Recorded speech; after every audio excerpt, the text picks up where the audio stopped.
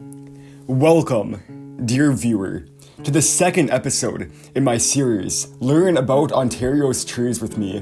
In this series, I'm going to educate myself about Ontario's trees, and you're welcome to come along with me if you would like. This is episode 2 about Aspen. So when I say Aspen, I mean Populus tremuloides. Sometimes it is called quaking aspen, sometimes it is called trembling aspen, sometimes it is called American aspen, and if you're French Canadian, you might call it Populaire faux tremble.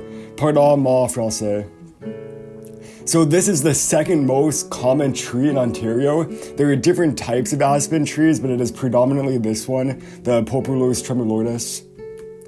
So the most prominent thing about these aspen for me is how they have grooves resembling human eyes, and these form as the tree ages.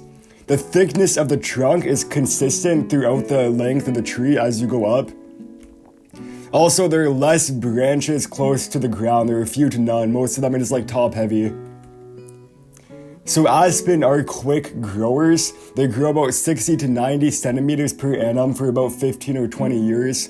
At which point they reach about 15 to 25 meters in height, and this takes about 20 to 30 years for completion. I haven't checked the math on this. I got these numbers from different sources. Hopefully the math adds up. Someone let me know in the comment section. The diameter of an aspen's trunk is usually about 40 centimeters long. So here's a 40 centimeter pizza just for like a frame of reference, so you can understand like what the diameter is.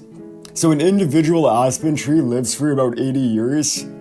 Aspens can grow on both dry and damp soil, but they can only tolerate so much water. So if there's too much water, then they won't grow there.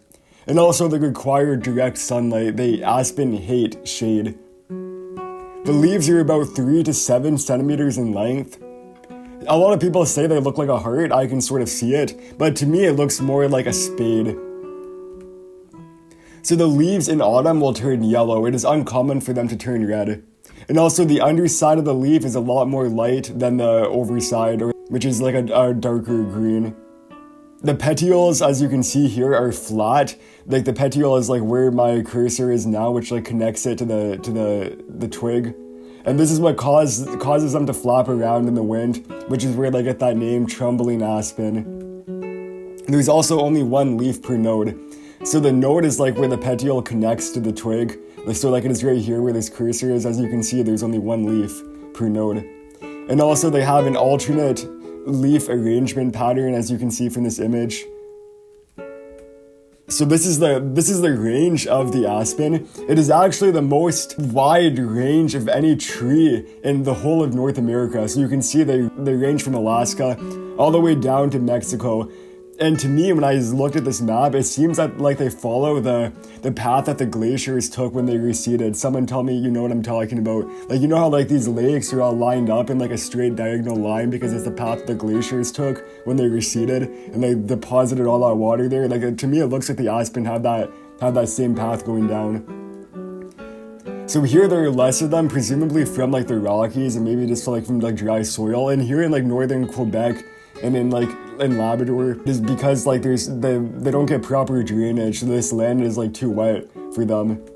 So aspen are dioecious, which means that they have one tree will have male reproductive organs and then a separate tree will have female reproductive organs. So these are called catkins. Like you could call these flowers if you wanted to. You could also call them reproductive organs. Both are right, but to me, if you look at this, yeah, this looks like a reproductive organ more so than it looks like a flower. So that's what I'm going to call them.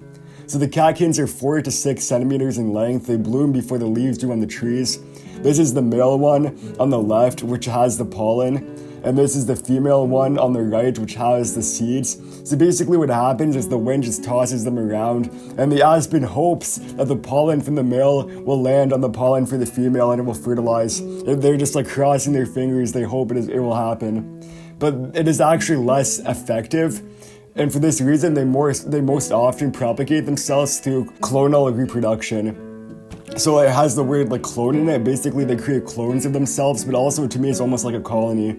So what happens is like the root systems extend, and then they will shoot up laterally, which is called a root sucker. And then a new tree will form from that lateral protrusion. So in this way, yes, there are clones, but they're also all part of the same tree. So because they're all connected like that. So like one could argue that it is just all the same tree. This is another image of an aspen forest. Like they're all clones, all of them. They're all technically the same tree connected underneath the ground from that extensive network of roots, like sharing nutrients and other information between all the individual clones. This is another image of how it works. You can see they're all connected at the bottom. So in Utah, there's a very big clone forest of aspen. It is called pando, which is Latin for I spread.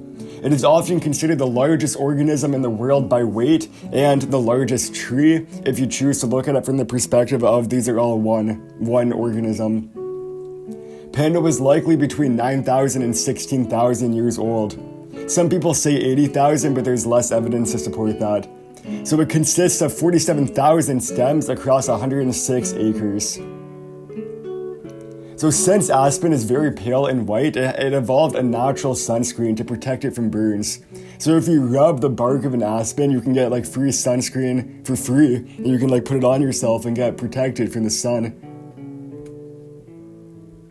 Finn.